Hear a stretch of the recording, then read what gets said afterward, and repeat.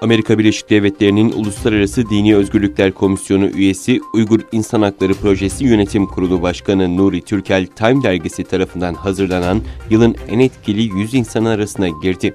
Time dergisi her yıl liderlerden sanatçılara, ikonlardan öncülere farklı kategorilerde en etkili isimleri belirliyor. ABD'de Çin'in Doğu Türkistan'daki insan hakları ihlalleriyle mücadele eden tanınmış Uygur Türk'ü insan hakları savunucusu avukat Nuri Türkel, 2020 yılında dünyanın en etkili 100 kişisi arasına girmeyi başardı. Nuri Türkel, sosyal medya hesabından açıklama yaparak 22 Eylül 2020 tarihinde açıklanan listede yer almasını bir trajedi olarak nitelendirdi. Uygur insan hakları savunucusu Türkel, halkıma karşı uygulanan soykırımı durdurma çalışmalarından dolayı ilk 100 içinde yer almak biraz trajik. Dünya Uygur Kongresi Başkanı Dolkun İsa'ya minnettarlığımı ifade etmek isterim, dedi.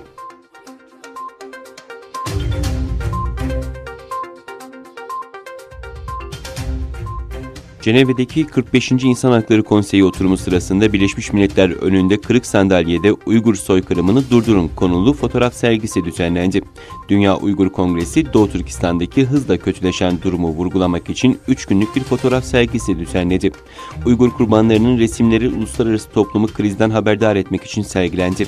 Dünya Uygur Kongresi Başkanı Dolkun İsa, bugün zorla çalıştırılmayı ve Uygur soykırımını durdurmak için bir fotoğraf sergisi düzenliyoruz.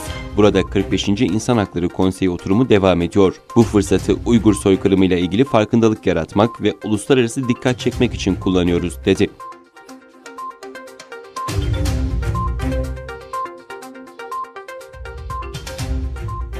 Reuters'ın haberine göre Fransa Cumhurbaşkanı Macron 22 Eylül'de Birleşmiş Milletler'de yaptığı konuşmada örgütü Doğu Türkistan'a bir heyet göndererek Uygur Müslümanlarının durumunu incelemeye çağırdı. Macron, insan hakları Batı'nın diğer ülkelere müdahale etmek veya onlara karşı çıkmak için kullandığı bir fikir değil, kuruluşumuzun bir ilkesidir ve tüm Birleşmiş Milletler üye ülkeleri bu ilkeleri ve sözleşmeleri imzalamışlardır. Bu nedenle bunlara saygı duyulmalıdır. Fransa, Birleşmiş Milletleri Uygur Özerk Bölgesi'ne bir heyet göndermeye çağırdı. Çünkü hepimiz Uygur Müslümanlarının durumuna endişeliyiz ifadelerini kullandı.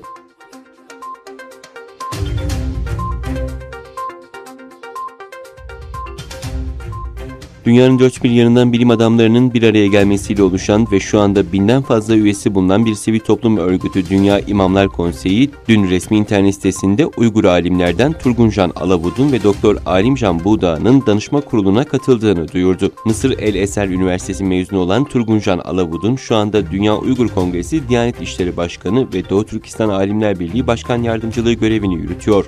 Doktor Alimcan Buğdağ, Kahramanmaraş Sütçü İmam Üniversitesi'nde öğretim görevlisi ve Doğu Türkistan Alimler Birliği Fetva Komitesi Başkanı ile Dünya Uygur Kongresi Diyanet İşleri Komisyonu üyesi. Dünya İmamlar Konseyi yaptığı açıklamada iki alimin Doğu Türkistan'daki Uygur Müslümanları adına konseye üye olmalarını memnuniyetle karşıladıklarını ifade etti.